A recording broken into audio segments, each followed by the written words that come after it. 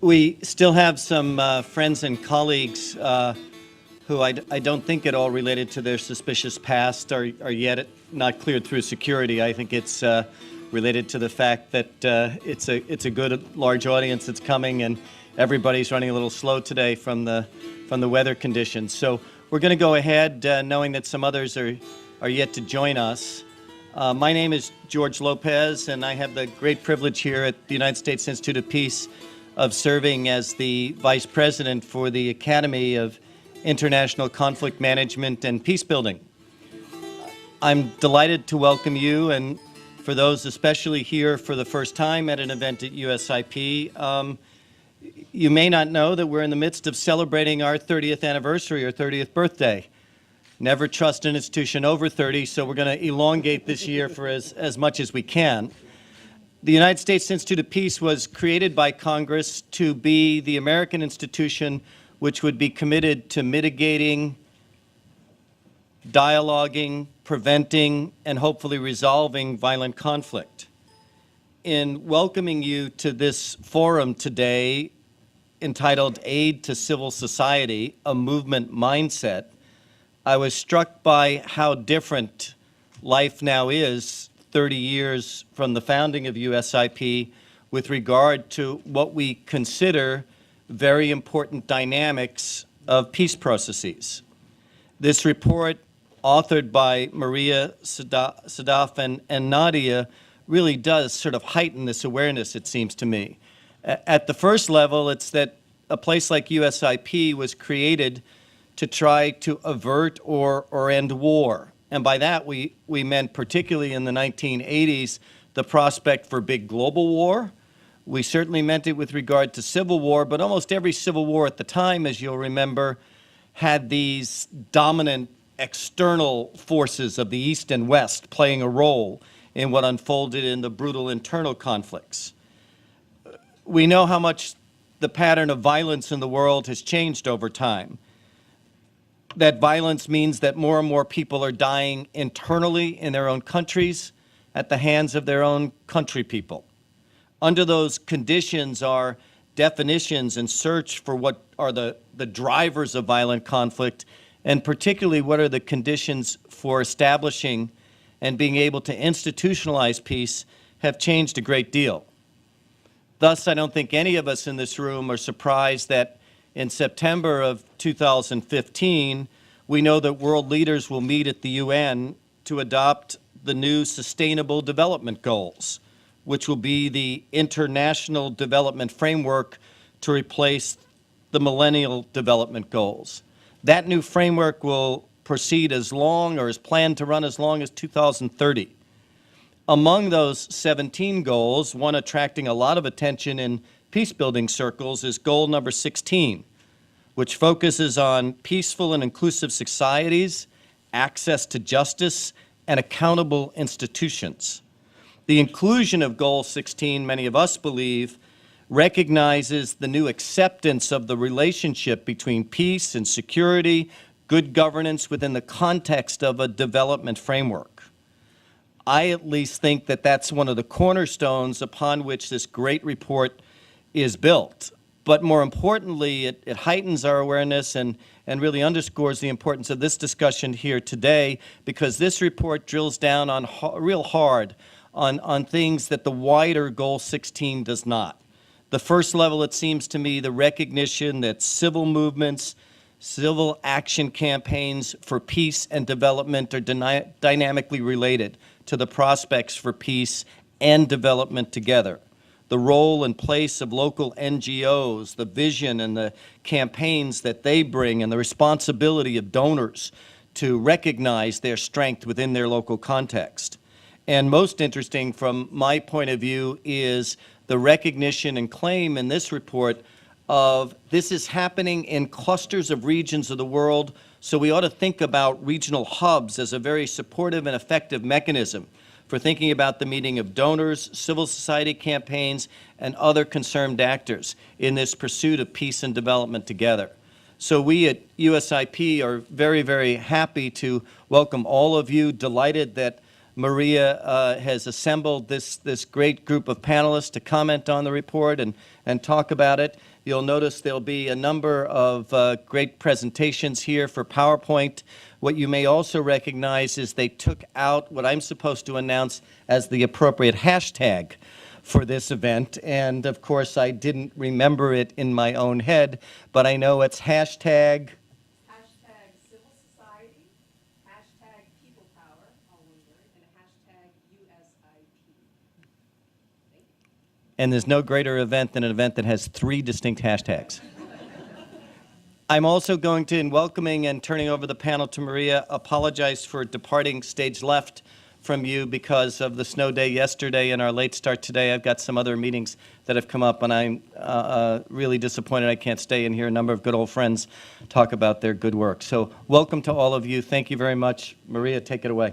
Great. Well, thank you very much, George, and thanks to everybody for coming out despite the treacherous weather out there.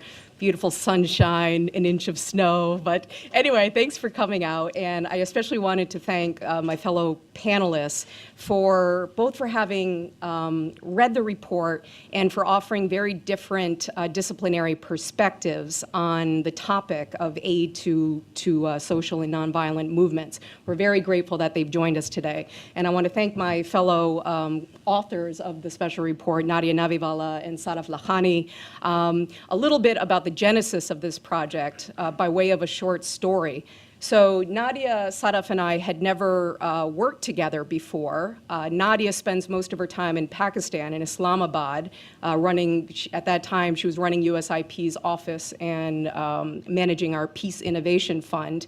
And Sadaf, as a consultant to USIP, also spends a lot of time with the World Bank, working on fragile state issues and extractive industries. So needless to say, all of us came at this issue of aid to movements through extensive field experience and engaging with mainly non-traditional civil society actors in local communities who, for various causes, were mobilizing, whether to advance human rights, to challenge certain extractive practices, to challenge more repressive forms of regimes and governance.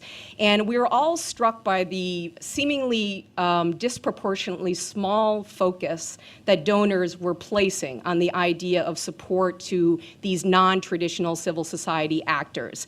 And interestingly, the original title of this report was Aid to Civil Society, Catalyst or Paralysis.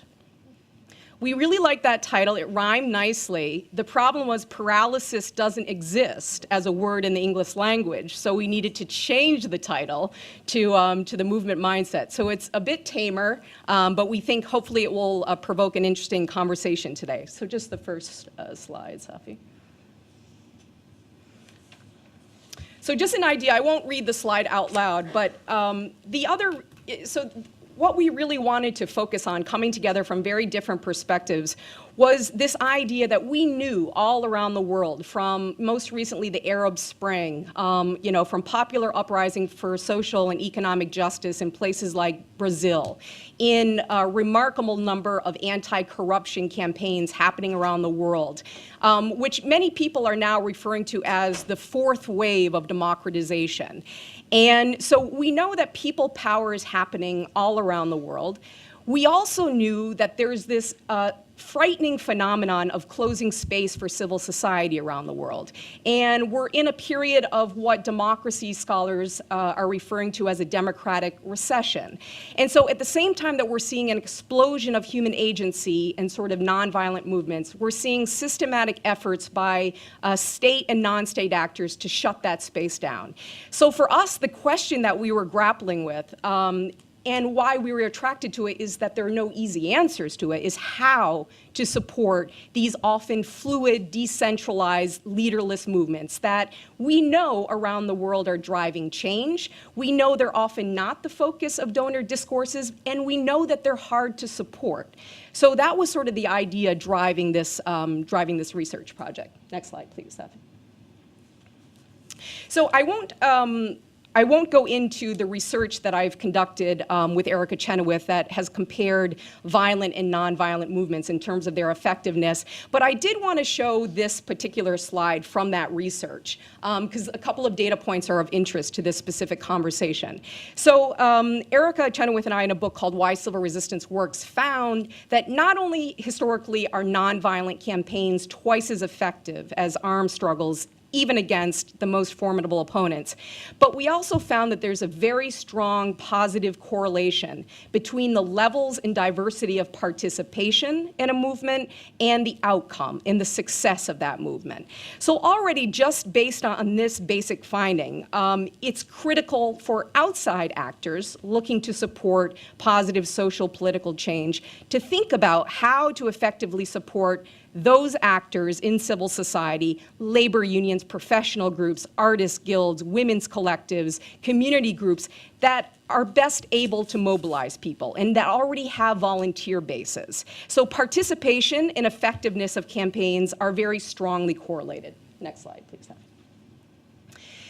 We also found that this is comparing violent and nonviolent campaigns, and this won't surprise you all, that there's a very strong correlation between how people fight for basic rights, freedoms, dignity, and the type of society that they live in afterwards. So we found a very strong correlation between nonviolent campaigns and movements and nonviolent transitions and democratic consolidation 10 years after the campaign.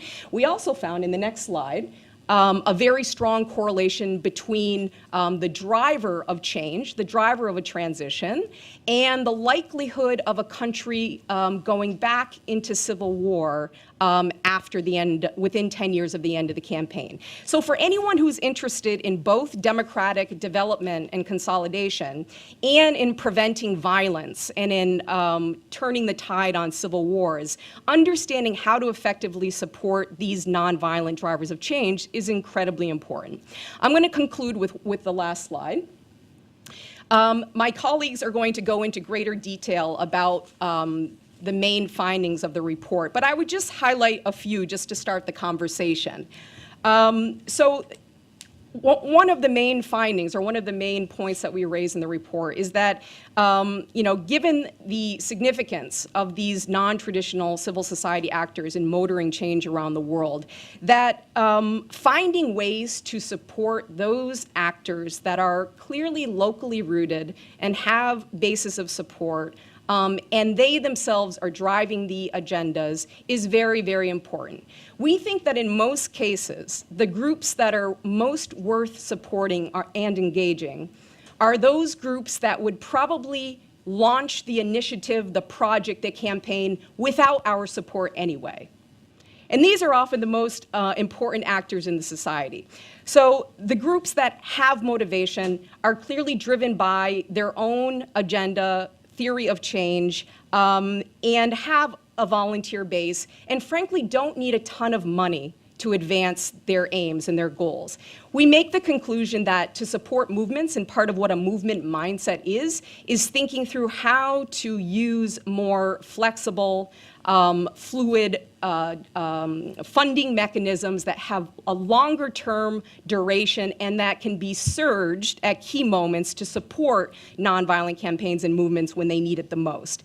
At the same time, we fundamentally, the three of us, we know that money matters. Movements and campaigns need to buy certain things to advance their mobilization efforts, but money is not the end-all, be-all. And we find that more important often is the ability of activists and nonviolent civil society leaders to have access to each other, and for the platforms for them to learn from each other what it means to strategically engage in campaigns and movements. Basic movement building 101, how to navigate key challenges of oppression, lack of information, and the like, that this is often more important than money itself. We do place a lot of emphasis in the report on non-traditional civil society. We don't suggest that the international community should stop supporting traditional NGOs and CSOs, but we think that And we think that these actors have a critical role to play in supporting the capacity of non-traditional actors and campaigns and movements, in connecting them, as George mentioned, with the regional hubs that are being developed by USAID, CEDA, Aga Khan, OSF, and other donors, to provide venues for them to meet and connect with donors and other civil society and help build capacity. Finally, we know, and Safi will talk about this next, that there are huge risks and challenges involved in doing this kind of work. The constituency that is obviously most at risk are activists, and activists, especially in restrictive environments when they are being targeted for repression. And so they have to be obviously consulted, engaged about which types of support by which actors is the most effective. We don't believe that U.S. government should always be in the forefront, or in certain cases should even be supporting movement actors. But we also don't think that governments, particularly governments that are fundamentally restricting human rights, violating international law, should set the parameters for what outside support should be. So with that, I'm going to turn it over to Safi to talk a little bit more about the challenges.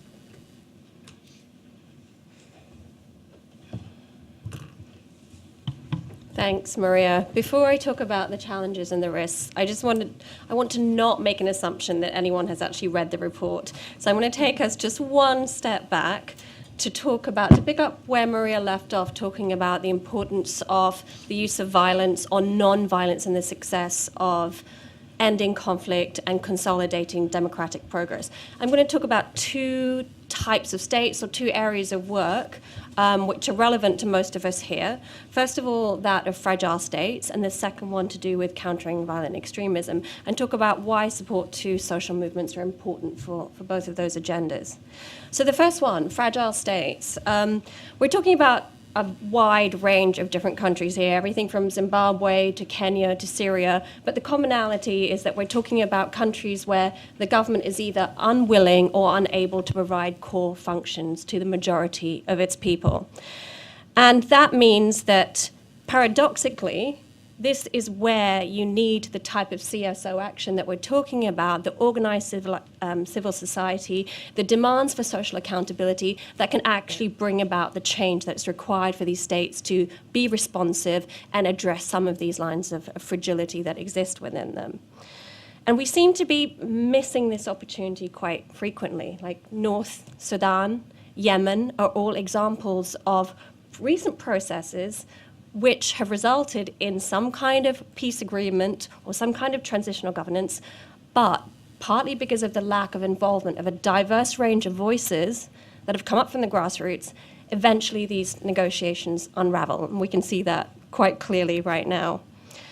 Unfortunately, we're also talking about states, and I think Sarah might pick up on this later, where you have closing space for civil society, where their activities are restricted, where you see restrictions on their registration, where you see the policy and the legal environment really coming down on these actors at a time and in places where their activities are so important.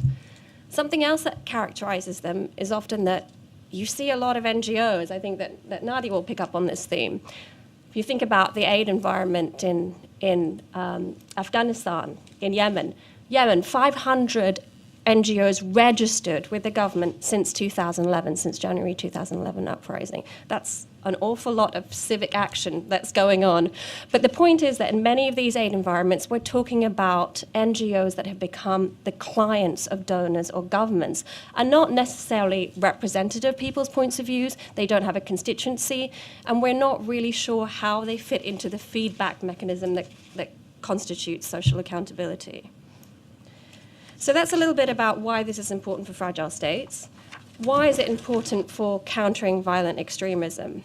This growing area of work, or maybe it's just a different frame for the work that we do already. There's two things I think that we should think about here. One is that amongst the groups that we see today using violence and advocating the use of violence, many of these groups started off as local struggles, as civic organizations with specific demands, often minority groups, or they had very specific demands for power sharing or an inclusion within government structures. And what we see for some of them is a long time frame to the point where they start using the use of violence, like Boko Haram or the Yusafiya group, as it was known before. 7 years of increased radicalization before they started to use violence. In Syria, the opposition, it was a much shorter time frame. But it would be interesting to see what that tipping point is, or where that cost-benefit analysis of where they start to use violence becomes distorted, and what could external actor support do in changing that equation. The second part of it is that if we see civil society as critical to our work on countering violent extremism, as President Obama emphasized at the summit, was it last week or the week before? We're talking about organizations that need to have legitimacy, credibility, access to a grassroots constituency, ability to mobilize. And unfortunately, in most cases, we're not talking about the types of NGOs that are favored by donors. I'll give you an example. On the work that we did in Afghanistan on extractive industries and conflict, we surveyed communities in Baghlan, in Bamiyan province, in Kunar, and out of religious leaders, tribal leaders, local government representatives, NGOs were the least trusted of all of them, despite everything that they've delivered and the development aims they've been able to achieve. So it's an interesting thing to think about. So I'm going to move on to the challenges here. So there's a number of challenges. I've split them into kind of two groups. The first set of challenges are associated with the nature of the types of civic actions and social movements that we're talking about. As Maria mentioned, they're often fluid. They tend to be leaderless. How do we know who's in charge here? Is anyone in charge at any given time? What is the role of the crowd versus the role of leaders? That's not true of all of them. That's certainly true of some of them at certain points. They certainly don't have an M&E officer who's going to report back to funders. And often they have difficulty in growing beyond a particular locale or a particular set of interests. And also in sustaining planned and sequential actions. And very importantly, that's why they have the little Acme bomb there at the bottom, non-violent discipline is really important as well. And not all social movements manage to maintain that, which can be very problematic for donors. Coming on, to talk a little bit more about that, many of them have to use extra institutional ways of organizing and acting because the legal environment, the policy environment, doesn't allow them to use existing channels. There aren't existing channels for interfacing with governments. So strikes, protests, sit-ins, sometimes destruction of public property, these are all ways in which they use in order to highlight their claims, their aims. And again, donors may not be so comfortable with these disruptive type of actions. One of the fears is that the disruption leads to instability, which can be true. I think that we here on the panel, we all believe that, at least the authors believe that stability is not the same thing as a stable status quo at any time, but that's something that donors always weigh up in their support. Many movements have clear, discrete goals, such as the reinstatement of food and fuel subsidies or political aims, and often these change over time. Again, very difficult for donors to sort of plan within timeframes. What is it that we're going to support? How are we going to do this? What is it that you want to do in a year's time? What do you want to do in 3 years' time? What kind of budget do you need for that? It's something that's we're not really used to dealing with these types of entities. One of the most challenging things that we found with organizations in Afghanistan is that the conceptual frames and the language used by the local struggles is sometimes very different from what donors are used to. And at times, this is actually antithetical to the types of values that we believe in. Human rights, gender empowerment, etc. You may find expressions of these locally, but it's often not the language that we align ourselves with. It's an important point, and I think it's something that we have to think about how we can do better. But it's difficult for donors to align themselves with that. The last thing I want to mention in terms of the nature of civic action is, as Maria mentioned, the really diverse forms of support they require. Like grants over a 3-year period just isn't going to cut it for how these groups organize and what it is they're going to try to achieve.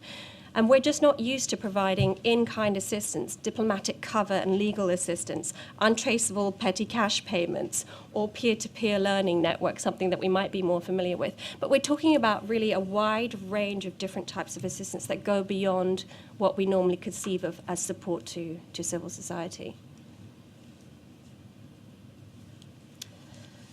Okay, the last set of challenges here that relate more to our institutions.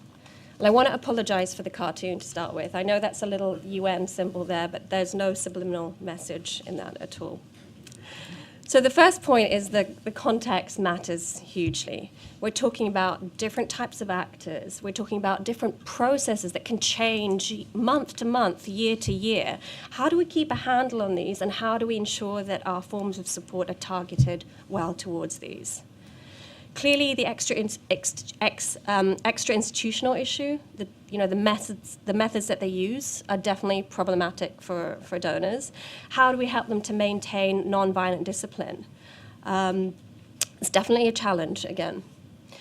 The costs and skills that institutions have to exercise in order to support these types of institutions or these types of associations. You have to maintain possibly a surge capacity or some kind of more flexible instruments. You have to be able to identify, diagnose constantly. You have to relationship build. You have to develop and undertake a qualitatively different type of objective setting and monitoring as well than what we're used to, the log frames and the M&E reports and financial reports and so on. And especially if we're talking about building an ecosystem, which I'll come to it at the end. So what we're talking about is a huge amount of political and sometimes fiduciary risk, at least from where we are currently institutionally. Supporting the wrong kind of movement, I'm sure, is far more risky than supporting the right type of movement. So the political incentives within our institutions also don't allow us to think differently about who to support. As I mentioned before, movements can contribute to short-term instability. Their aims change over time, and often they align themselves with other types of actors and countries with which we don't want to be associated. That's an awful lot of political terrain to navigate. And at the same time, we're faced with knowledge gaps. In the report, we have one official from a development agency who said that despite dedicated, young, on-the-ball staff who are constantly monitoring the environment, they were not at all prepared for what happened during the Arab uprisings. They didn't know which actors were going to be involved. They didn't know how this was going to pan out. So it involves a huge amount of knowledge. And part of that knowledge is also about how we understand political change. Right now, there's a lot of talk about how the Arab uprisings are unsuccessful. We're not seeing outcomes that we would have hoped for. But is this really the time to measure success, or is this really the way to measure success? Do political transitions suddenly happen and then you see a transformation that's neat and linear? I don't think we know really how these processes unfold yet and how we can support them. The last point I'm going to make about our institutional challenges is the whole ecosystem approach. CSOs are just one little part of an entire space, an entire democratic space that involves a policy framework, the laws of the country, the different channels for effective participation. So while we're talking about direct support to CSOs, we're also talking about a wide range of other types of interventions. And this means not just a whole of government approach, but also a whole of donor approach in any given context. Great. Thank you very much, Safi. And on to Nadia. Great. Thanks. If you see me on my phone, it's because I'm tweeting. So feel free to tweet questions to me. You'll find me on Twitter as Nadia Navi, and I'll be checking it.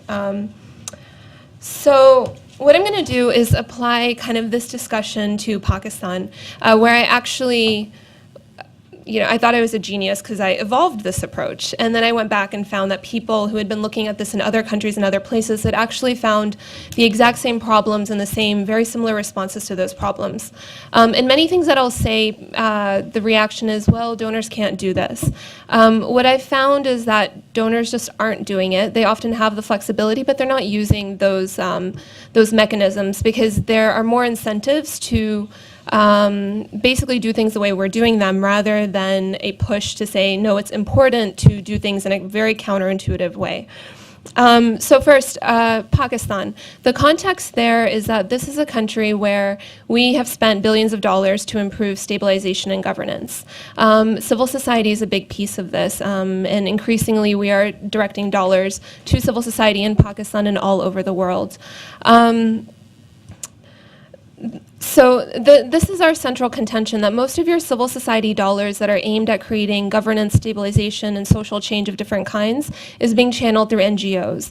But NGOs are not the drivers of social change. It's citizen campaigns and movements that are. There's research done on this in Pakistan which compares foreign-funded organizations with locally supported ones. It finds that the foreign-funded organizations, which we call NGOs across the board just the same, the foreign-funded ones do not have civil society value in that they are not able to mobilize volunteers, they're not able to raise funds locally, and they tend to get higher prices instead of discounts in in-kind support. On the other hand, you have operating in parallel a very, I would say, self-help society. It's very giving, and it will do a lot for itself. But there are barriers to organizing, which are political, which are social, which are also legal. And it's in looking at these barriers that we can come up with more effective ways to support organize civil society and support them in organizing rather than looking at our tools of dollars and then shaping our approach accordingly. So this is what I did this is what I learned and what I did in Pakistan. 2.5 years, many people don't know that USIP does programming in other contexts. And we work with civil society. So first, what I would suggest doing, or what I did, is you kind of expand the approach of what civil society is beyond registered organizations. Many of the groups that I was working with were not registered, had never received support before. And these are often local associations, volunteer groups, essentially, that come together, and a lot of youth organizations that come together. Knowing who's out there requires a lot of networking. You find one person in the hub, they refer you to others. You have to go out there and find them. They're not knocking on your door.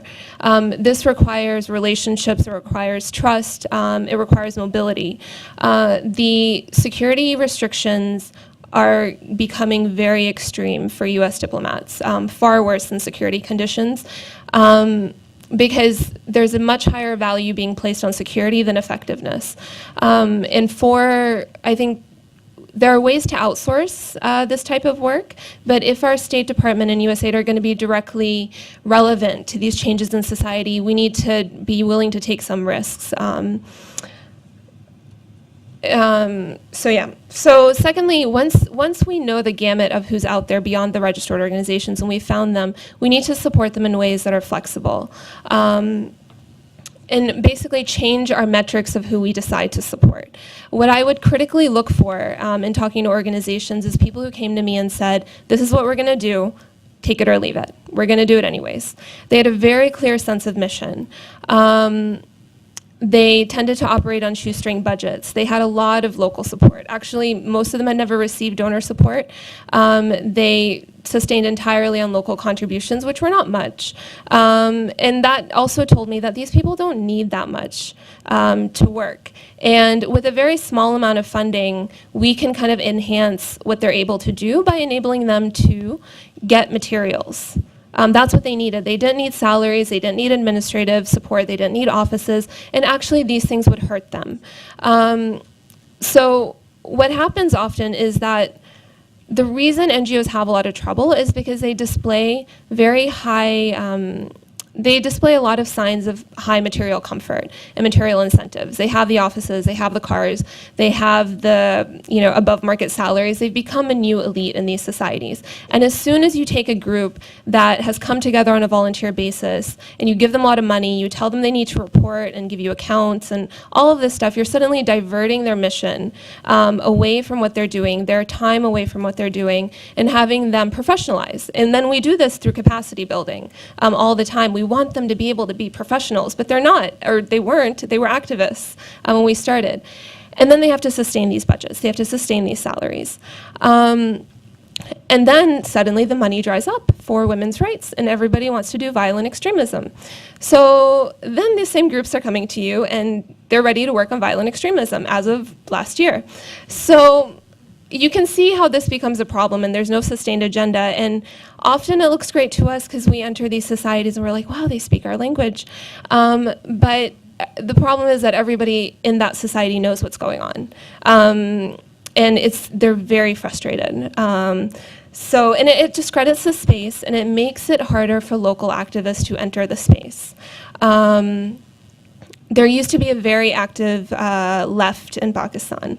It was this great generation of activists, and you don't see them anymore today because these people now have an option to work in professional organizations and channel that energy in a slightly different way, which is less effective.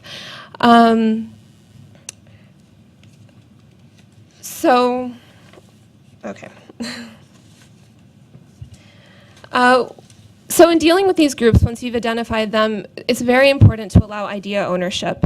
When I was very against strategies, and I had worked at USAID, I know how this town loves strategies. The problem with strategies is that you're defining, even at that level, too much what you want to see, and it restricts your ability to pick up the best ideas that come to you.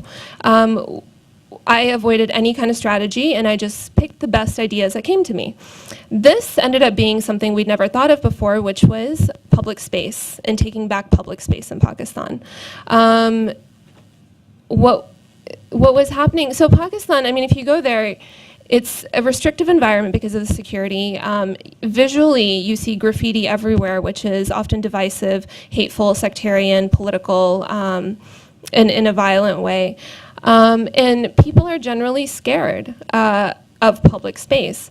But what a lot of groups started coming and proposing to us, the ones who were locally supported, who were volunteer driven, is they wanted to do things out there, whether it was in media, whether it was kind of on billboards. They wanted to do things on streets. And this is the opposite of what's been happening with a lot of our assistance, that it's been channeled into private spaces, private elite spaces, and very event-driven. When you work with legitimate groups that have local support, you're suddenly able to work in public space. And this also taught us a lot about how locals were responding and how they were able to respond in Pakistan.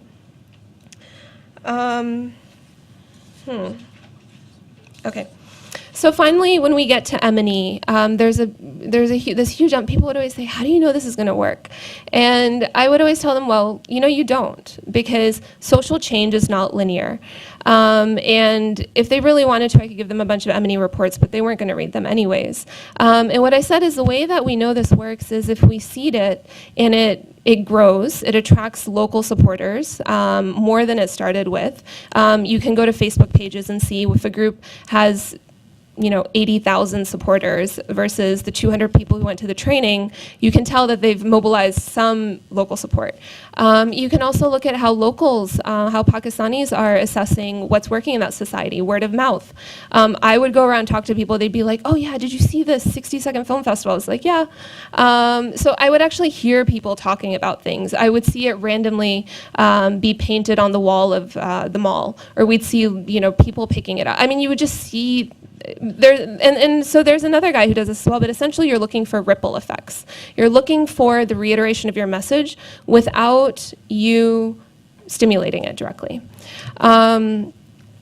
So So that's what I would. So that's what I would tell them. The other thing is you want to see if it continues past your support. The funding is ended. Does it continue? Does it grow? We actually. So what we would actually do is we would give them a small amount of funding, which could be displaced by a local donor, and then we wanted them to find private supporters, find private companies that will support you after this, and that actually worked. Several of our initiatives actually grew after our funding ended in pretty big ways. So I'll close with that. And just 2 points. I mean, legitimacy is very important because it allows you to work in public space essentially over private space. And while money matters, it's not the most important bit of this. When we look at the things that people need to organize, for example, the right, as about January 30th, there was a bombing in Shikarpur on a Shia shrine.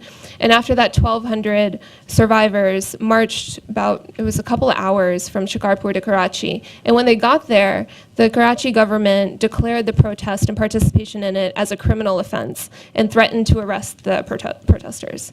So this is a problem, and nobody notices that it's happening. And this is where there is a value of people noticing beyond governments, beyond aid, and also, stressing the right to peaceful protest in Pakistan and looking at other ways in which we can help activists link up, learn, and just look at really what they need, not what we're willing to give them. Thank you. Great. Thank you so much, Nadia. So now you've heard from the three authors of the special report. Now we're going to hear from three respondents who are eminently well-placed to offer reactions from their various disciplinary vantage points. So we're going to start with Neil Levine from USA DRG. Thank you all, and thank you for the report and the panelists. I want to congratulate Maria, Sadaf, and Nadia for this piece of work, both for its timeliness, coming kind of post-Arab Spring, and also in the context that has been referred to as kind of the global closing of political space. Timeliness, number one, digestibility. 14 pages with footnotes, all of which I read very carefully because you talked to a lot of my friends within AID. And then just on the high quality of really talking about a new phenomenon that I believe is underappreciated and understudied. In terms of your USAID context, I'm sure you didn't talk to everybody, but you talked to a lot of the people who gave you insights into the nature of the challenges we face, and I thought the report captured them, and you've spoken to some of them. I think I'm going to be very brief because there's a lot on the table here, and I really want to take advantage of the knowledge in the room to get to questions, but really want to comment on the report in terms of the what, the how, and the what next, and really focus more on the what next and cover some of the things to call out that were covered in the report and in the conversation. And then maybe in the Q&A I can explain for those who don't know why those restrictions and challenges are keenly felt. They're really real, and there are reasons behind them. But that doesn't mean that they are inflexible or that work isn't being done to address them. And I would say, by the way, I kind of accept in large degree the critique and the challenges of donor organizations here. So, but my job is really to respond and improve our ability to work in this space. And not because it's a critique, but because in terms of promoting democratic change on a worldwide basis and elevating human rights, it's what we need to be doing. So the what, I think, has been largely explained. The value of the report is it tells us what we're talking about in terms of what are social movements. And from the AID and donor perspective, we've worked for decades with what we call politically active civil society. And so events like the Arab Spring, with the mobilization of broad swaths of the population, really introduced the phenomenon on a global or regional and really global stage. And we realized that we didn't know all that much of what we needed to know on it. I will say that AID for a long time has worked with mass organizations through our support to labor unions, through political parties and others, but these are well-known players. And what was happening in the Middle East around what I think we thought was something new and that we did not completely understand. So this represents an advance in our understanding, and I think in a very timely way. It also talks about how we work, and you've really underscored some of the challenges, and the report calls out some of the ways that the bureaucracy and donors have responded, I think, in a positive way to more fully engage social movements. And some of the examples that were thrown out is that it is not entirely new, but the idea of using established civil society partners as intermediaries and fiduciaries to then on-grant to small local organizations is something that's been around. This paper suggests that that is one effective way, and that I think the authors would say, yes, do more of it and find ways to do it and get to the areas. And I really am taken with what I walked away as sort of the most salient point is that the folks that we can work with and do work and deliver programs and have been for some time may not be certainly not the only, but may not be the best reflection or the most effective way to get at the phenomenon that we're trying to influence or join with local actors to play a part in. And that does require some thought. I think, so the how we work is covered in the report. I think the most interesting thing is what next. And what I take away is about 3 or 4 recommendations. First is what I said before, is expand the efforts underway to work through intermediaries, to get to that level of social movement, to explore and greater understand the relationship between what we would call politically active civil society and broader social movements. This was the topic of a symposium we had back in February, where we talked to some of the leading experts, some of them on this panel, to kind of explore what those relationships and what the intersection of those things, because what we found in the Arab Spring, in the case of Egypt, is that these were not two distinct phenomenons, but they were actually one working together and feeding off each other, in that the locally rooted NGOs may be the workspaces, the cell phone source, the places where people met, but it went beyond and through and much broader than that in the case of Egypt. The other is, and it's mentioned in the report, is that beyond resources, the ability to exercise our convening authority as a donor, particularly, and this has been done before, in terms of closing political space where human rights defenders and others are under threat, that we have the ability to both act in a protective way, to associate ourselves in a way that would give a measure of protection to folks there. And then there's material resource for those who are suffering or for families that are separated. And that is both a convening authority to bring people together in safe space, but also a diplomatic tool that we can use. The third area is mentioned in the report is a new innovation that was developed in response to the President's call for the Stand with Civil Society, and this is the creation of civil society innovation hubs. And again, this is a new model of working with partners broadly to co-create approaches for engaging civil society. This generated over 300 responses from civil society globally. A culling of that group was done, and there is an ongoing dialogue effort, region by region, to establish these hubs, whether they be physical brick-and-mortar structures or virtual hubs, as resource centers, safe spaces, and places where we can further explore what are the needs of civil society and, I would say, social movements to respond to areas particularly where democratic space is closing. The last piece, which I think is not mentioned in the report or only briefly, is the whole area of community philanthropy, which I think gets at some of the it's not called best practices in the report, but some of the recommendations is why work with community philanthropy? Well, by definition, almost, it's rooted in the local context, and that was the first recommendation: context, context. Secondly, it's a way to access local resources, whether that be financial, human, or social capital, that really speaks to the local experience and is a way to guide what the well-intentioned donor effort is.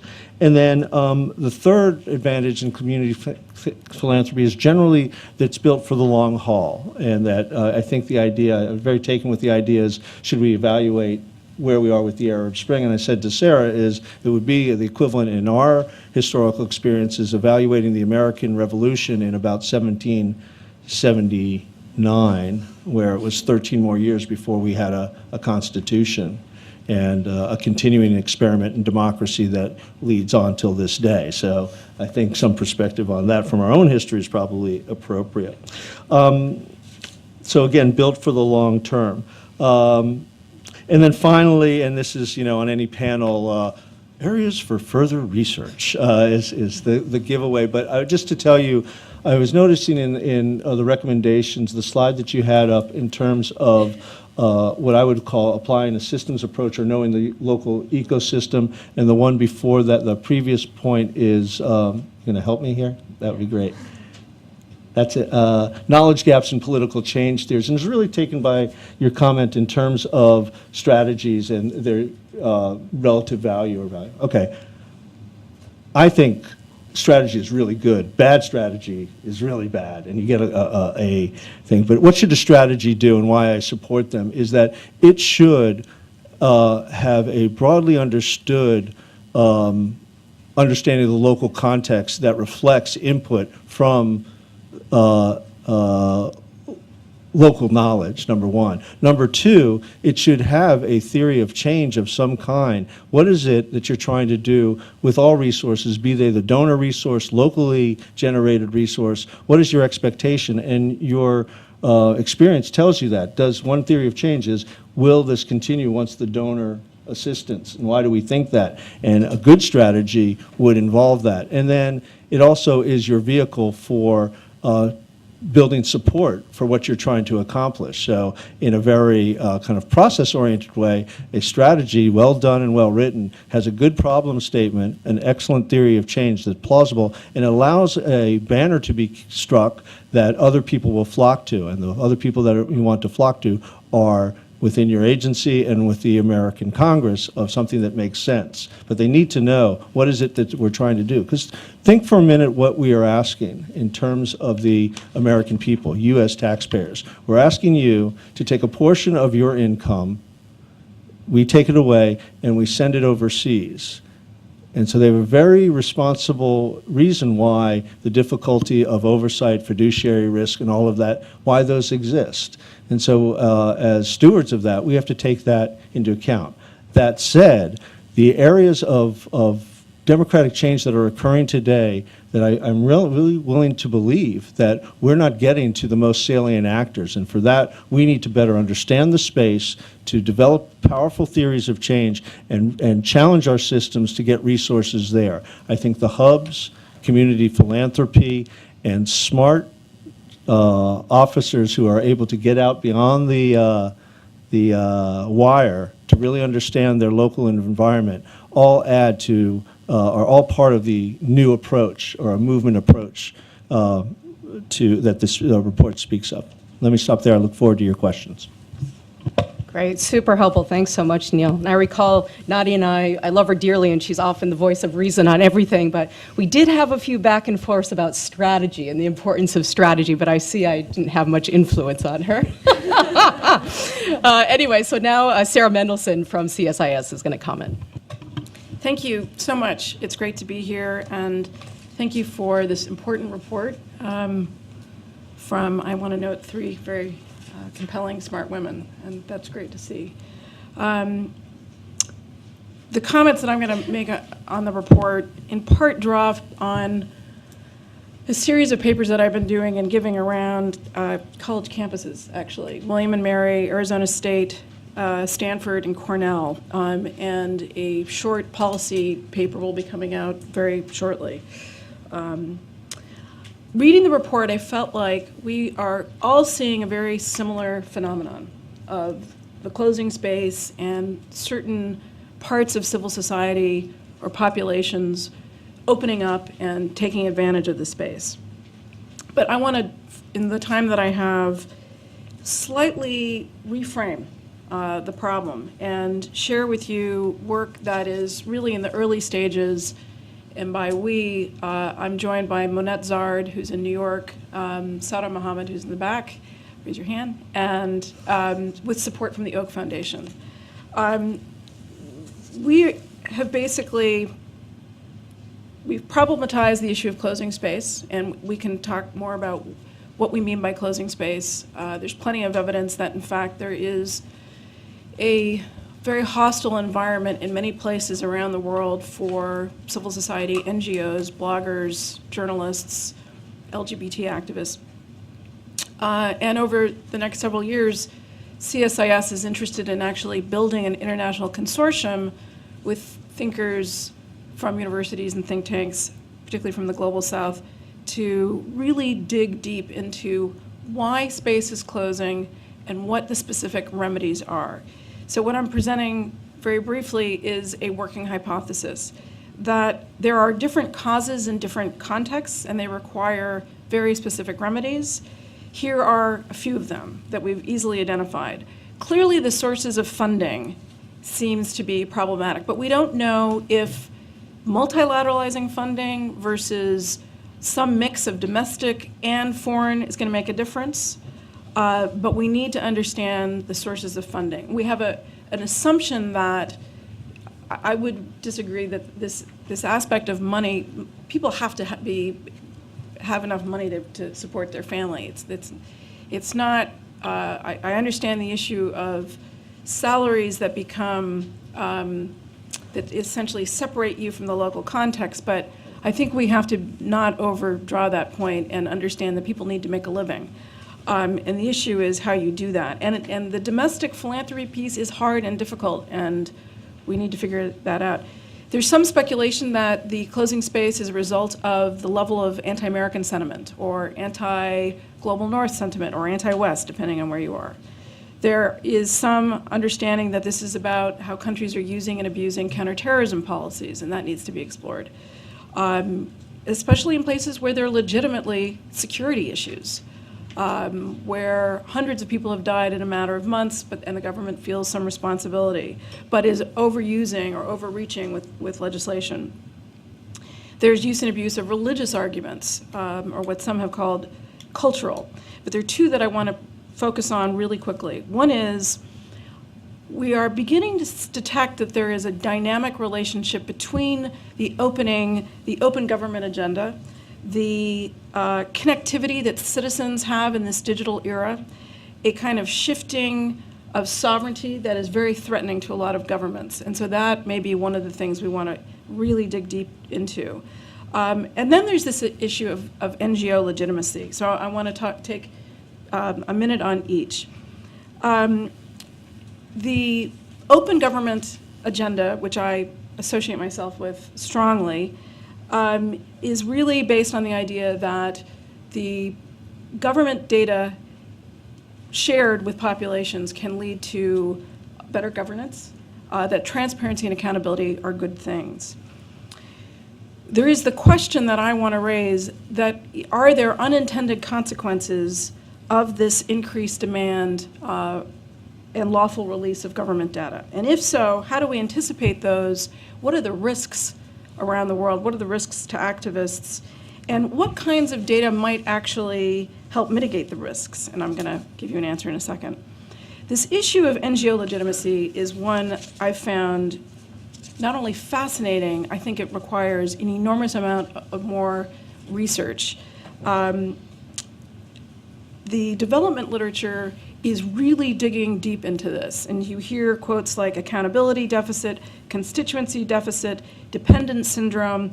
But one of the most vivid examples to me was the letter released in August 2014 by Civicus, signed by an enormous number of NGO leaders, basically making the statement, and this is a kind of dramatic statement, this is prior to International Civil Society Week, suggesting the Universal Declaration, quote, lies in tatters, close quote, that informal movements were deeply challenging more organized NGOs, and calling for a, quote, radical rehaul of civil society. So there's something going on in many parts of the world where, indeed, NGOs are recognizing there's a problem, and they're trying to figure out how to respond to it.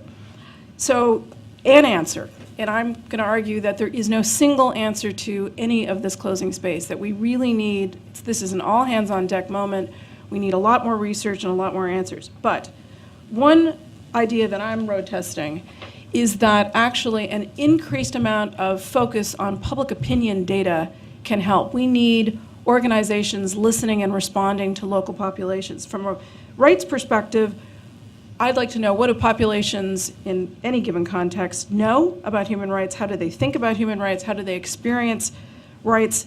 To reframe strategic action campaigns. And I've done this in Russia. I draw on the work of Professor Jim Rahn, who we hosted earlier this week from the University of Minnesota, who has a whole team of research and has done survey work in India, Mexico, Nigeria, and a few other countries. The trick is one can, in fact, get the public opinion survey data funded. You can gather the data. The trick is bringing the data to a form that is both digestible for organizations, that organizations want to listen to the data, that they are interested in it, and then using the data to be able to engage populations. That's hard, and I'm suggesting that there actually needs to be a kind of broker or boundary organization to bring this together. I think a lot of us are hanging our ornaments on that tree that is the regional hubs, which colleagues from USAID are advancing. One idea is an international human rights social science NGO consortium that brings this together. There are examples of those kinds of consortiums. I think JPAL is one of them, although not explicitly focused on the survey data. I think there's no question the report, as with some other work, is tapping into a very important, dangerous, and I think existential problem for a lot of organizations, and we need to be thinking about all sorts of ways in which we address the problems. Thank you. Great, that's very helpful. Thanks so much, Sarah. And our final speaker will be Alexandre Marc from the World Bank. So thank you very much. This was indeed a very, very interesting report, and I think you're touching to a lot of very important issues. Let me take a step back a little bit from the perspective of the World Bank. I mean, we are an organization that works mostly around state. So what we're interested in is the process of state building and institution building. And we've seen very, very clearly from the work that we've done in the WDR 2011, our World Development Report on conflict, that institutions are absolutely central to any societal change and how institutions work. And the state is only one of those institutions. I was going to show you a few slides, but because I don't have so much time, I just want to tell you that one of the slides we have is the sort of model of what a state here, and we've set up 4 components. So one component is the sort of political processes, political pact, the institution that support the political pact. The second one is the delivery of services, the delivery of security, of justice, and the financing of the state. Then there's another one that is the local government that we tend to forget always, but is absolutely central because that's part of the state too, but is the state that is in touch with the citizen. And finally, we have all the organizations that are outside of the state that actually make the state meaningful, make it work, right? And these are the civil society organizations. Now, if you look at the financing flow that go into those different categories, after a conflict, you will see that it's completely overwhelming going to the capacity issue and overwhelmingly going to, and a little bit going to some local government issue, but actually there's very little going neither to the civic society or civic engagement. There is from some organization, but if you took the overall flow for development, very little going to parliamentary or not even parliamentary, any institution that deals with the sort of political pact. And therefore, if we agree that those 4 elements are essential for legitimacy, for authority, and for capacity, which are the 3 elements of the state, then we see that we have a big gap. And what I like with this report is it goes a bit into this gap. So now, On the NGO work, I fully agree with the report, and of course there's a big variety of NGO, but I think the problem of our work with NGO is really the flip side of our culture of accountability and our culture of result orientation. And that is, we have to be very conscious that this culture has a real serious flip side, which is the fact that we always want to decide what are the results we want from here, from DC, from Paris, from England, and then we want to decide who's going to be accountable. And we say accountable the population, but at the end it's for us, because we're taxpayer, as you're saying. But then you start to have a big problem, and Ashraf Ghani, the president of Afghanistan, have put this problem of double accountability as one of the central problem of societies today in when donors are so heavily involved, is that you should have accountability to your citizen, but actually you end up having only accountability to your donors, because that's what really matters for the money. So the second problem with so we like NGOs when they are basically our arm, when they are like our hand. They're our body, right? They're part of our body. We can control them with our mind, with our understanding, with everything, and then we feel comfortable. And that's, we can see the problems with that. The second thing is we are very technocratic, our development institution, and we believe that what makes legitimacy is efficient delivery of service. And more survey tells us, and as was mentioned, yeah, you can have a nice school, but if it's developed by illegitimate people, if it's done in an illegitimate way, it's just not going to have the impact you want to have out of that. So we massively construct school and construct with NGO and develop health center, and we are astonished there's no legitimacy that comes out of that. And there can be no legitimacy because there's a problem of efficacy, but also because there's much deeper problem behind who delivers it, how it's delivered, how much population are consulted. So these are the problems that I completely agree, they're very well mentioned there. Now, when you move to what you are suggesting is to move much more in directly support civic movement, then I think you touch the heart of the problem. And this poses for us, Westerner organization, a number of problems. First, I think the problem is institutions. You sustain movements if you have institutions behind them. Everything shows you the big movements in society have always been followed by the establishment of institutions. The French Revolution has been followed by a huge attention of institutions, not very participatory institutions, by the way, at the beginning at least, but institutions. So I always have I think it's really important when we talk about civic action to relatively quickly think about institutions. Now, what happened in Yemen, for example, is you have this beautiful, and I work quite a lot in Yemen, you have this beautiful movement of the population, but when you needed to translate these findings in terms of the reality of a state, then you needed institution. And what were the institutions there ready to take over? It was the clans, mostly, some of the Islamic Party that were actually well organized, and Aden, who had left some strong institution based on the Soviet model, right? So these are the type of, and actually most of the institutions in Yemen come from Aden, come from people from the south.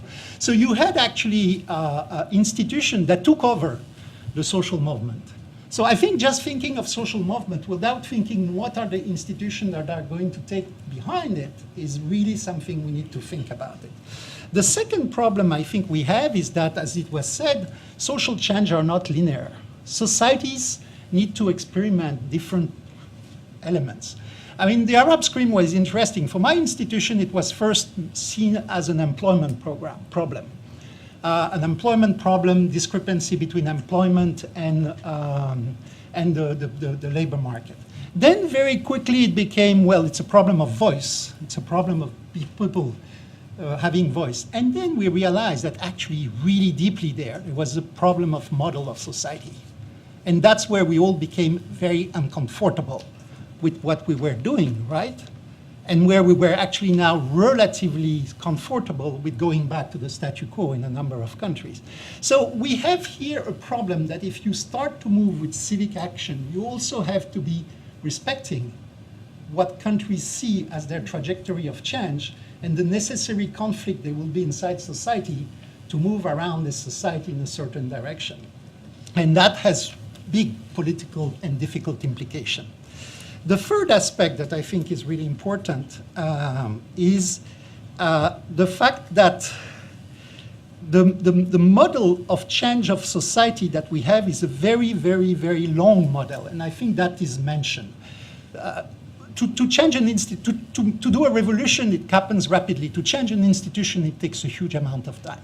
And that's why usually revolution repeats and repeats and repeats until the institution is set up, right? So we have also to be ready of this very long engagement, and we have to be ready, what the WDR show, as going back to bloodbath and going back to better situation and back to bloodbath, and we need to remain engaged as far as all this is going, which is another. Finally, the last element that I think is very important is this thing of non-violent civic action, because this is, yes, we all want non-violent civic action, but when you look at how many changes have happened in the world historically, it's been based a lot on violence, because that's through violence that society really transforms and changes. So we hope we move out of that progressively, but we're also projecting. I mean, when I go in a country and I project, I'm a French person, I project the French Revolution, my God. There was a lot of blood there, right? It was not all beautiful. And actually, really interesting when you look at the French Revolution, we think that we were there to eliminate the aristocrat, which we realized not we didn't, but we were actually there to create a central state. The one that we really killed were all the regional groups that wanted more autonomy in Marseille, in Brittany, and all that. And we were actually creating very centralized institutions that are part of our reality, but it's through blood. So how do you control a movement when a society does not have a history of nonviolence, as maybe India has or some other places have or Tibet has? It's very, very difficult, and you have to accept that at some point your movement will become violent. Now, with all this, are we ready to really support social movement in the way you're saying?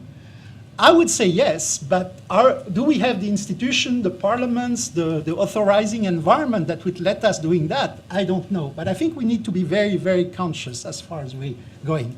Now, a last point, in terms of, if you approach this problem of civic engagement with this idea of state and institution, I think if you really want to make a change in the country, it's really important to see the different areas where you need to make change.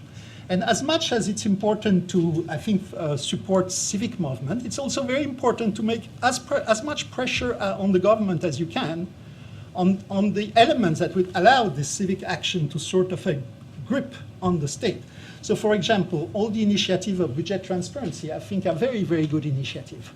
It's not too frightening for many states, but it's really important, right? Publish your budget of your healthcare, because then it gives to civil society the elements that they need to take to be able to argue and push.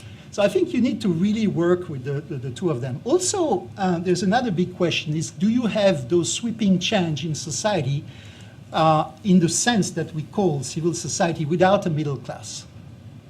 I mean, when you look at the story of change and major social change leading to democracy, it's really middle class that have brought it. And I think that's a big issue, how we're pushing class societal change when you don't really have a middle class that is there, that have the interest. But then we need to support the instruments of the middle class, like trade unions, a lot of those institutions, traders association, a lot of those very local institutions that actually are not always threatening for the state, because actually state members are part of them, right?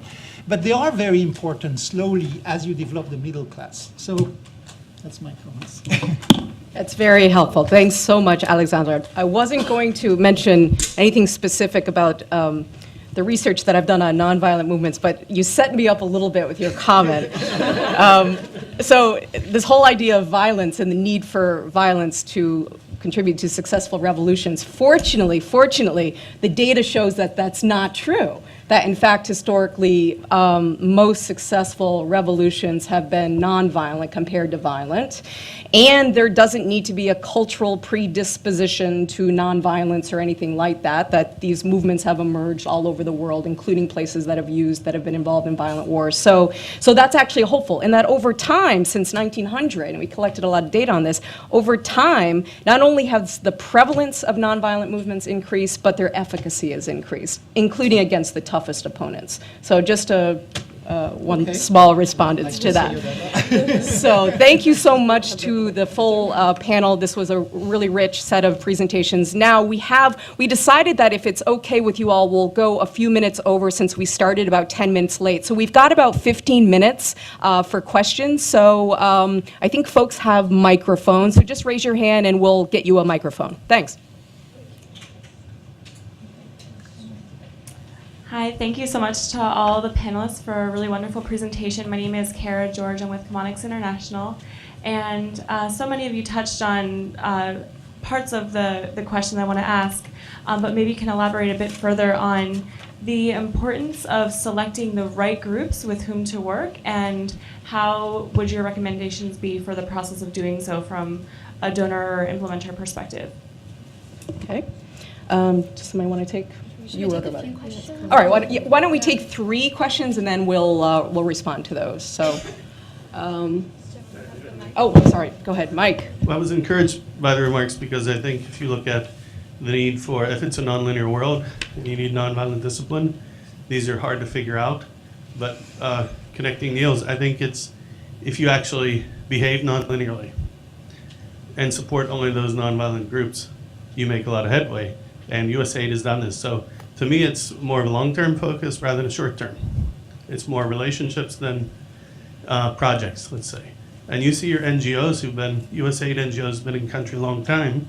When they know the scene, they can quickly identify new social movement players. And then you won't give a grant until you've really sussed out, are they nonviolent? And you can help them with training if in fact they need strengthening on that. So I just wanted to hear a little bit more from any of the panelists on what some real possibilities are with supporting disciplined, nonviolent movements. And I'm Mike Starcinich with IRG. Why don't we get Orange in the back?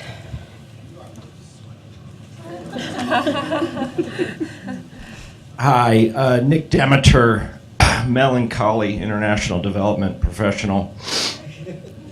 Mostly from reading Ben Ramalingam's Aid on the Edge of Chaos, if you guys have picked that one up. I'm hoping there's a happy ending there, but it's not starting off well. So what Neil was saying about community philanthropy and bad strategy, Nadia about looking for cost share from civil society beneficiaries. In my experience, there's often a rush to support and sustain, and then often a rush to sustain. So we want to get them the resources they need, but also to see them do this work on their own. So what the book I just mentioned calls Doing the Wrong Thing, Writer, how do we know we're not doing the wrong thing, Writer? Since a lot of these movements turn into umbrella advocacy groups to continue the cause that they came about, such as the documentary India's Daughter, which makes me even more melancholy. 2 questions. Do we have any idea how often or how likely these movements turn into something more official or formal? And secondly, are the NGOs saying anything about reporting requirements besides the fact they don't want to have reporting requirements? You mentioned flexible financing and less reporting for smaller grants, but are the NGOs looking at asking for this support, and is it being given to them? Okay. So first one was criteria when selecting or engaging with local civic actors. The second one was how to support the capacities of these groups that are involved in nonviolent movements. Third one, how do we know we're not doing the wrong thing, data on movements or non-traditional actors that turn into NGOs or traditional civil society, and what are NGOs specifically asking for? So Nadi, you want to kick us off? So I'll take the first one because in doing it for 2.5 years, there were actually patterns. So the first thing is that you have to network. These are not the groups that are going to knock on your door. They're not necessarily going to send you an email. They're not going to ask. Most of them are actually not bothered because they know what's entailed in the reporting, the accounting, and it's a totally different structure of engagement. So you have to network and reach out yourself. The second thing is that when you do meet them, they have a very clear sense of mission. Like they know exactly what they want to do. They're very clear. They don't sit there and ask, so what are you funding? They say, this is what we want to do, take it or leave it. And probably we're going to find a way to do it anyways. It's very clear based on the history and their budget request. So over time, have they focused on the same thing, on the same issue? If they're saying they're doing everything from governance to education to health, that's a problem. And the nature of their budget request. They won't think to ask for things. It's just you'll see in their budget it's very different. They won't be asking for a lot of admin. They won't. Usually the leaders of these groups don't ask for salaries. Typically, they're usually pretty embarrassed to ask for salaries. And there have been times when I've been like, if you have to survive, it's okay if we give you like $300 a month or something. In the local context, or $500, whatever. But so they have very original ideas because they are responding to the context. They're not exposed to the sector that's doing this work. You will see on one hand the same ideas coming up over and over again. Like youth training comes up a lot. People want to go out there, train people, then give them a little bit of seed funding to go do something. And you'll see this over and over again. And then you have youth groups who have these like really original and sometimes crazy ideas that you don't know if they're going to work or not, but they just seem motivated enough that it just might. And this happened many times that we picked a crazy idea and it was enormously successful.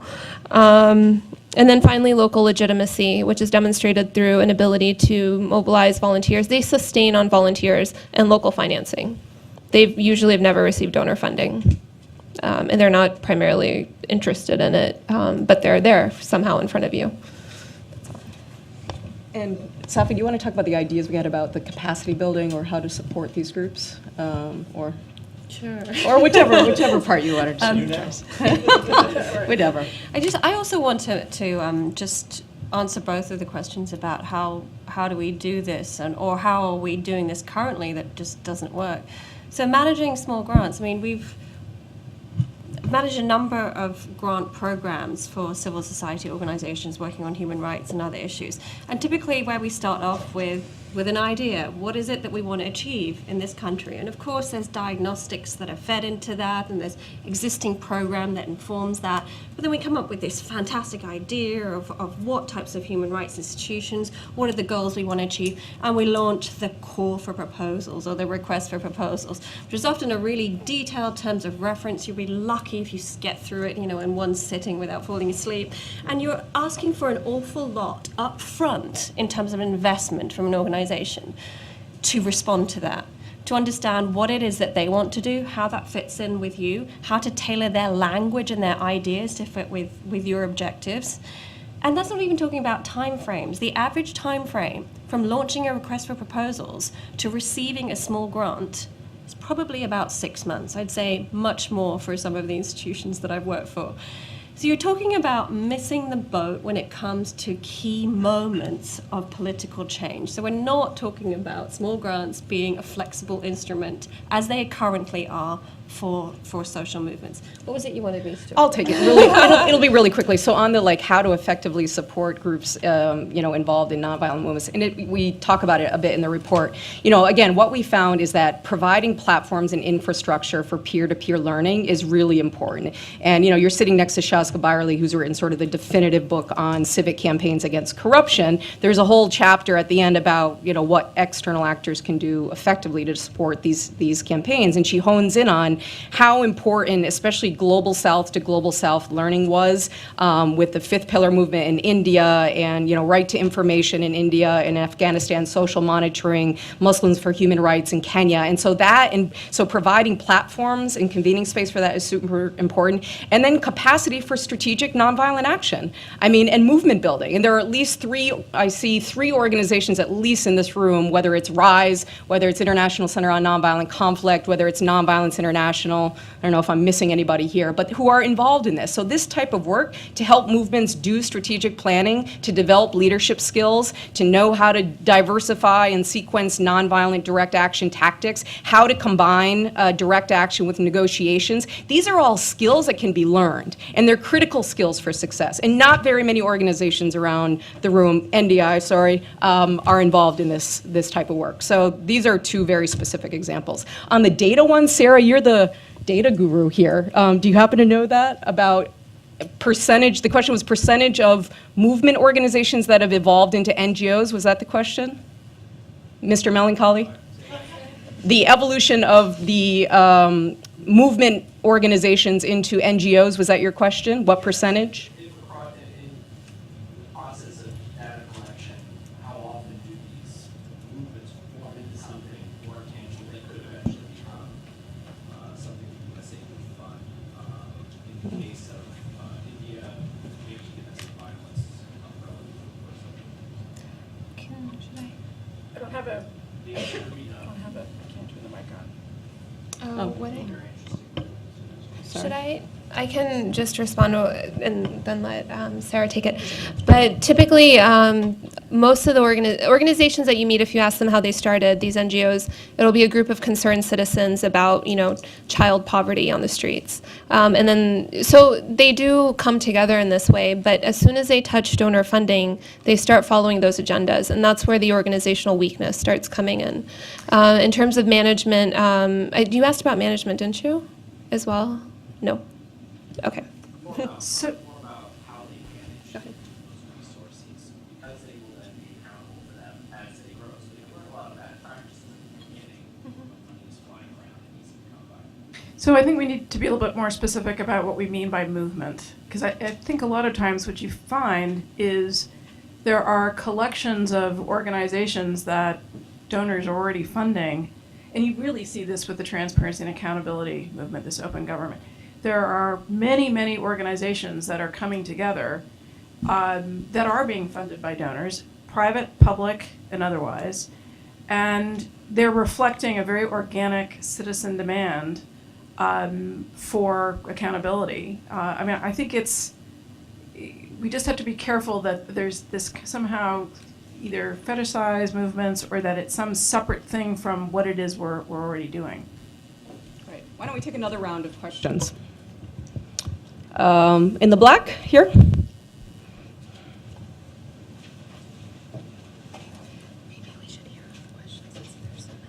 Thanks. I'm Clifford Bob from Duquesne University. I thought the report was really well done in the details, but I found the conclusion and I guess really the title puzzling based on what was in the report. And let me explain.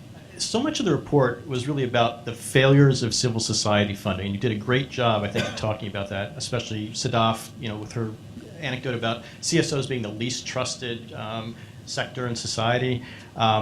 So much of the report was also about institutional challenges, which one of you, I think, Maria, you also mentioned, figuring out who to support, and the very great difficulty of getting local knowledge of how to support people in particular countries. So much was in the report was about the downsides of actually giving support to movements, the possibility that you're going to divert them from their goals, you're going to delegitimize them, you're going to kill mobilization, kind of along the lines that Mr. Mark mentioned about movement first, institutionalization second, which I think completely follows the major social science literature on how movements can be demobilized by outside support. And then so much in the report was also about how it's so difficult to measure success in terms of whether external funding actually makes a difference. And some of you said things like, the groups we should support are the ones that are going to launch anyway. the ones that don't need support. So how can we actually measure whether anything we're doing is actually working? So my question is, why in that context do anything? Why should the international international groups like USIP or any of our groups do anything? Because it seems like there's kind of this compulsion to do something, even if it may not work, or it may in fact be counterproductive. It's compulsion in that sense, I think, to basically follow our own agendas necessarily. Even if we say we're simply listening to a bunch of other groups that are out there, we're seeking them out, we're going to almost necessarily, I think, follow our own agendas rather than what these other groups might actually want to do. Okay, so I captured that. How do we measure the effectiveness of the external support to movements, and why do anything That's the if key we could be question. delegitimizing? All right, we're going to take about 5 or 6, and then we're going to wrap. So maybe you there in the tie, pink, purple shirt. That wasn't very clear, was it? So while I can see why it probably wasn't a part of this report, I'd just be curious if you could speak a little bit about the private sector and what role they have in supporting civil society. Okay, great. The woman in the back. Black shirt. Yeah. Yes. Elizabeth. Yes, hi. Elizabeth Wilson, Seton Hall University. I was just curious. While I appreciate the effort to redirect to social movements and kind of away from this possibly dysfunctional relationship that's been created, is there another way to go at the problem that is targeting the donor behavior themselves and kind of the culture of accountability and technocratism and really, it's always troubled me that, donors have these really strong agendas that they are then putting out. This is what our request for proposal is, and you have to meet that, and it affects, how organizations on the ground will, they'll follow the money. So is there a role for targeting the donors themselves and the donor behavior? Great, got it. You and how about the red first? Yes, go ahead.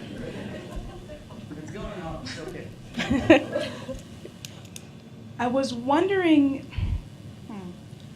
in what way does creating accountability for these local movement groups to those that are giving them resources impact the effectiveness of their movements? Impact of effectiveness on local groups receiving support? Sorry. Yeah. I didn't get it. So does creating these structures for accountability impact how effective they are in their ultimate goals? Okay, got it. Jill, take one from you. Oh, and you, fine, I'm sorry, I did promise you, that's like bait and switch. So I have a quick question. I wonder if there was a link between the NGOs that have been funded by donors and those local actors. Was any effort was done or any kind of investigation for those funded that leads to the local actors? Do they notice that those people really exist? Do they interact? Do they overlap? Do they contradict? What are the exact roles for each one? Great, so that's a good question of if there's data on the linkage between the donor-funded NGOs and the local communities or local civic groups.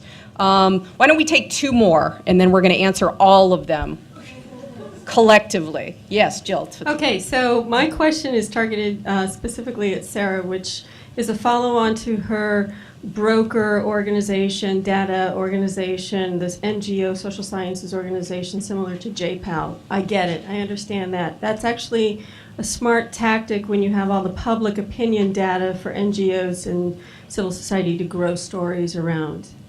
Can we unpack that a little bit more, specifically as it relates to the Peace Tech Lab that's under development here at USIP and the labs, the hubs that are under development at USAID? Using data for smart decisions on programming is a great think. Great, and how to use locally derived data to support sort of movement development and formation. One more, and then we're going to answer them all together. Blue, please. Hi, I'm Elizabeth Alonso Halifax from World Bank. I wanted to ask if you're going to do a follow-up report, basically, that's my question, because I worked in communications for 2 years and ICT, and basically this is a way to fund without funding, because people can have a platform, they can talk in local context, they can get together and basically raise questions that they wouldn't be able to raise otherwise. So looking at communications, looking at transforming institutions, looking at transparency, I think these are ways to get around the kind of obstacle of funding. So in that idea, would you consider doing a follow-up report that basically targeted the ways in which funding civil society organizations would work? Great. That's a great question. And I should just say on that funding point, I neglected to thank the South Central Asia team at USIP, which actually funded this special report. So thank you to that team. And, you know, contingent upon additional funding, we probably could do an extra report. But anyway, so why don't we go down the line. Neil, do you want to just go down the road and answer whatever you want to? Okay. That's very agreeable. Clifford, the why do anything, I think, is one of the provocative questions. I guess, you know, we're invested here now, and I guess what the imperative is really, if we're going to do something, let's do it in a smart way and be informed in what we want to do. I take the point, and I'm really, throughout this, throughout the report are recommendations that very strongly suggests it's not about the resources. And in fact, I was looking back through it as like the do no harm consideration does not come out that strongly. It might have been mentioned, but the idea meaning that this system is first a struggle to understand it, and how does it respond to stimuli. And the stimuli oftentimes that would be negative would be, let's throw a bunch of money into it, and it will distort it. So I think there's something to said to, and the recommendations, first understand. Second, that smaller amounts of money or a deprioritization over a long and more consistent period might be the better pattern, as opposed to what we tend to do, which is overfund and do injections over time, is sort of my reaction to that. And I'm for one, you know, very much thinking about, you know, how we would take that on board. Elizabeth, I think the idea is looking at donor behavior and trying to adapt it. That's a lifelong, you know, as a career bureaucrat and political appointee, whatever, we're always looking at the donor behavior. And I think what's the value of this report is it really does, very briefly and succinctly, call out some of the things that we need to understand better, and some things that are not helpful. And it's not just calling out donors, it's really calling out our agents, which become NGOs. I really want to get back to the previous set of questions, because I think I have an answer in terms of selecting the right groups, the nonlinear nature, and doing the wrong thing righter. And it comes from really, in this sphere, there's something in what I guess is being known as complexity theory about how you understand your environment. And I would say that systems approaches and complexity theory have a lot to offer development practitioners. One model talks about simple systems that, you know, it's like baking a cake. We know in development, cause and effect relationships are well understanding. You follow the recipe and you can have a very good expectation of a result.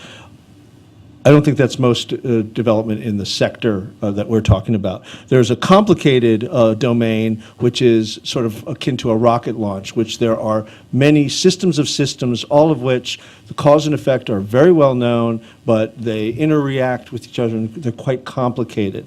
Where we operate is what would be called the complex domain, which we think we know cause and effect, but it is dynamic and changing, and that calls for deep subject matter expertise, local context, and all of that. And that's sort of where the main frame of development is. And then the fourth area, which I think is which they call chaos, is really the unknown, where cause and effect isn't known. And I think this is about where the spot of where social movements exist, that they learn, they have their own system of, they evolve over time, they are disparate, they can be leaderless, they can move from issue to issue. And so the theory, it calls for rapid experimentation, small experiments, low investment, listening to the system, look for feedback loops until you understand better what those cause and effects. And I know this is kind of high theory, but to me it suggests a way of approaching these complicated or chaotic situations. And if you look at the recommendations of the report, this is what you're saying, is it's often about relationships. It's about knowing the local context. It is de-emphasizing the resource injection till you understand. It's working with unusual suspects, and it's highly experimental, which means you're raise your risk threshold.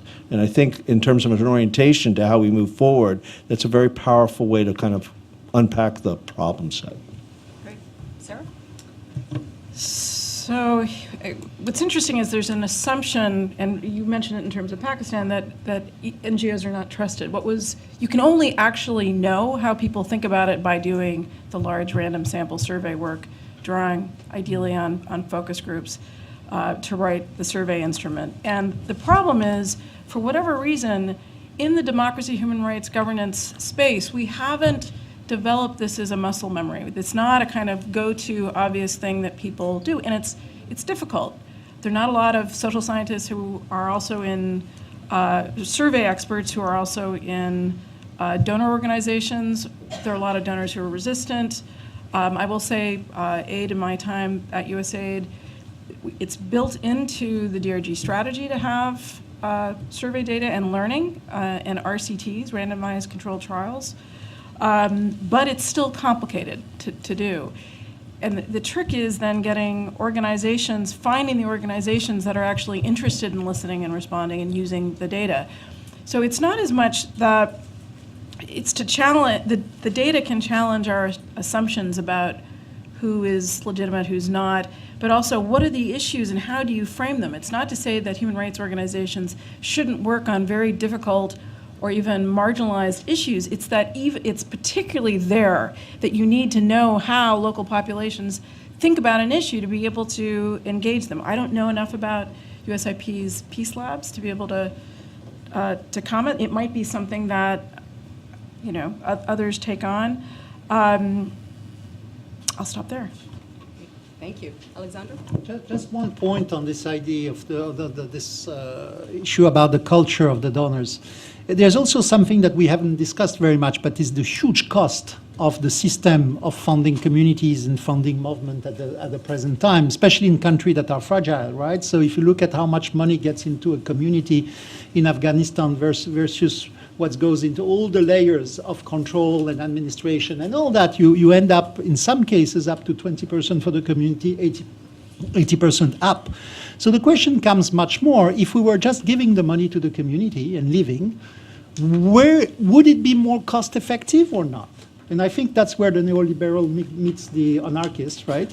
And where the idea that let's bypass all those structures, right? And maybe we assume that the community will do wrong, or the movement will do wrong, but maybe we can have a few criteria, and that's usually what is more easily done by large foundations because they don't have the same system of accountability. I don't see that in bilateral aid or because of just the way it goes. But I think we need to ask ourselves this question much, much more. Is this cost of working through those institutional systems and accountability and reporting and all that worth actually the quality of what we're doing in the field? Great point. Sadaf? Yeah, so I just wanted to pick up on a couple of things. The first one was the issue about the private sector. So I think that this is quite a complicated question. In the social accountability sort of diagram of how social accountability works, private sector is there. Some people lump it in with civil society in general, and some people see the private sector is slightly different. I think what's becoming much more clear is that our characterization of the private sector as the bogeyman doesn't really stand up in the way in which we've been thinking about this. And I'll give you 2 or 3 examples. One is the way in which the private sector is stepping up to the plate in terms of technology that's being used by activists around the world. So there are foundations, organizations that are actively working with software companies, speaking with Google and others to see how they can use and apply technologies that will encrypt messages, that will connect people across the types of restrictions that have been placed by government. So there are some private actors who are already engaging with activists. Secondly, the UN Forum on Business and Human Rights that took place earlier this year, was at the end of last year, there was a clear statement by business that they are ready to take on this challenge, that they are not simply the human rights abusers, but they are also those that in many cases are protecting human rights and stepping in where governments have stepped out and are creating the vacuum for these abuses, that they are taking these roles on themselves. And the third one is where we've actually seen the private sector engaged by donors, by governments, in order to create parts of an opposition. So, for example, in Syria, the business community have been engaged with the opposition after a long time of actually being very allied with the regime, to seeing what they can do to support the opposition. The same thing is true in Syria. So I think that it's a complicated situation. I don't think we know exactly what role the private sector is currently playing, but there's clearly a lot of different avenues that this could go down. Secondly, the question about, I think your question of why do anything, that the report seems to lay out a lot of challenges. And first of all, we wanted to peg those challenges before anyone else came to us to say, well, this is going to be really difficult. So we wanted to say that we acknowledge that. But, so the first point is that we have to recognize that we're not simply criticizing, we're not saying that we've been supporting NGOs and this is all wrong, we've distorted all the incentives. We're talking about social movements as an increasing phenomena to which we need to pay attention. That's the first message. What kind of attention? Does that come along with funding? What type of support? Who plays that? I think these are still questions that we want to explore. I also want to pick up on Sarah's point that there are organizations that have been doing this, have been supporting the types of associations that we have been talking about. AID has been doing this for a long time. And I know that the problem with small batch artisanal data is that it looks like we've got a lot of quotes here that say that we really didn't know what we're doing.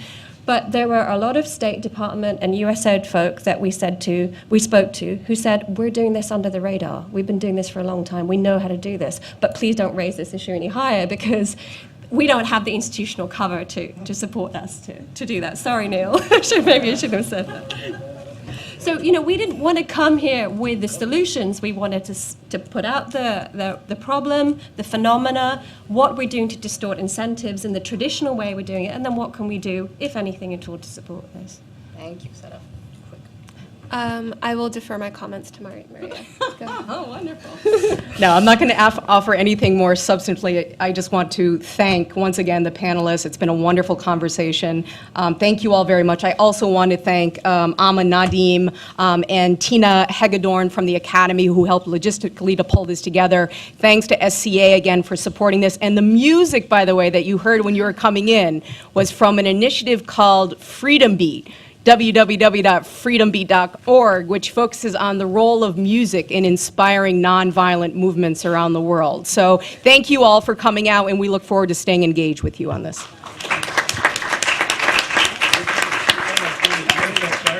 I don't, because I don't work for anyone. Oh. That civil movements, civil action campaigns for peace and development are dynamically related to the prospects for peace and development together.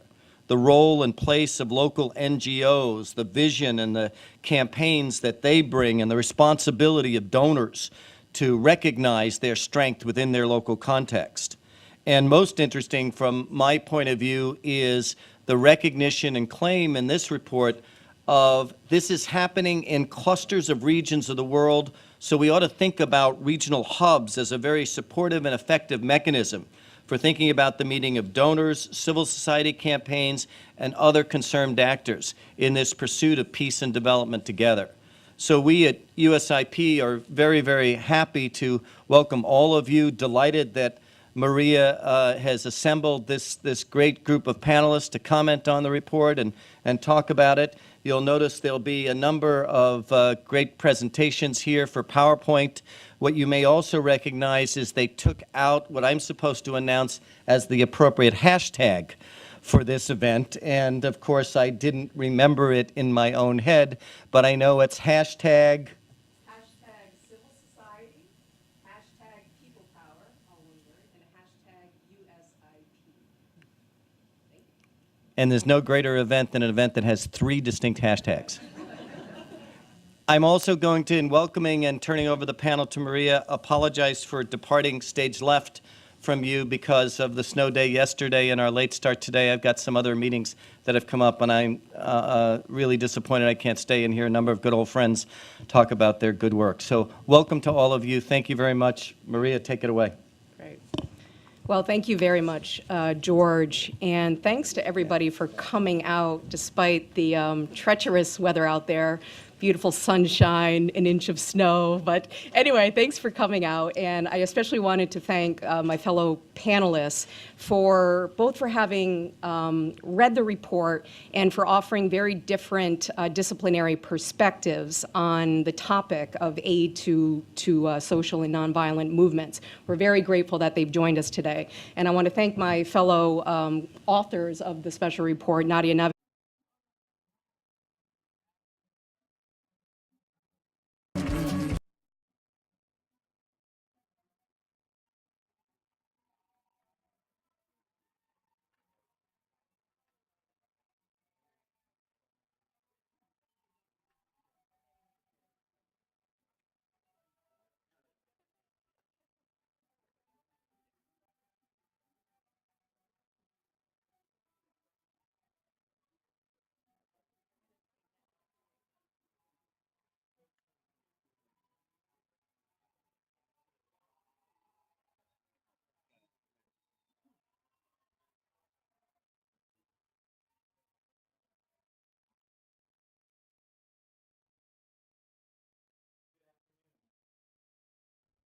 We still have some friends and colleagues who I don't think at all related to their suspicious past are yet not cleared through security. I think it's related to the fact that it's a good large audience that's coming, and everybody's running a little slow today from the weather conditions. So we're going to go ahead, knowing that some others are yet to join us. My name is George Lopez, and I have the great privilege here at the United States Institute of Peace of serving as the Vice President for the Academy of International Conflict Management and Peacebuilding. I'm delighted to welcome you, and for those especially here for the first time at an event at USIP, you may not know that we're in the midst of celebrating our 30th anniversary or 30th birthday. Never trust an institution over 30, so we're going to elongate this year for as much as we can. The United States Institute of Peace was created by Congress to be the American institution which would be committed to mitigating, dialoguing, preventing, and hopefully resolving violent conflict.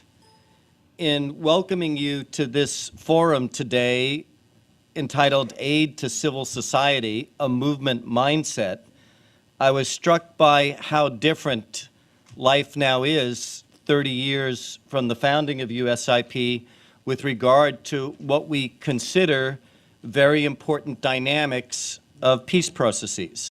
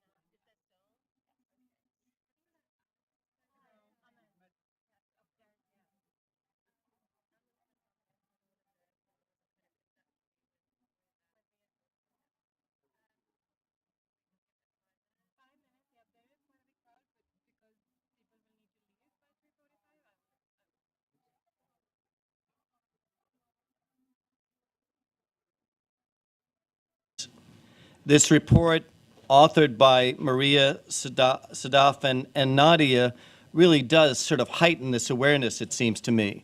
At the first level, it's that a place like USIP was created to try to avert or end war. And by that, we meant, particularly in the 1980s, the prospect for big global war.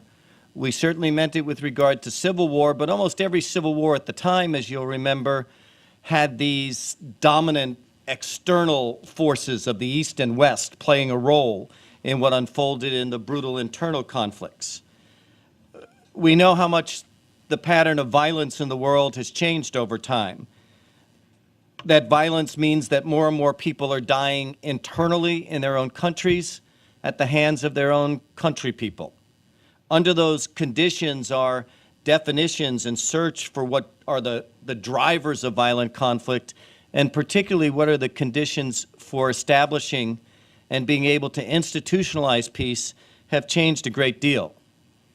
Thus, I don't think any of us in this room are surprised that in September of 2015, we know that world leaders will meet at the UN to adopt the new Sustainable Development Goals, which will be the international development framework to replace the Millennial Development Goals. That new framework will proceed as long, or is planned to run as long as 2030.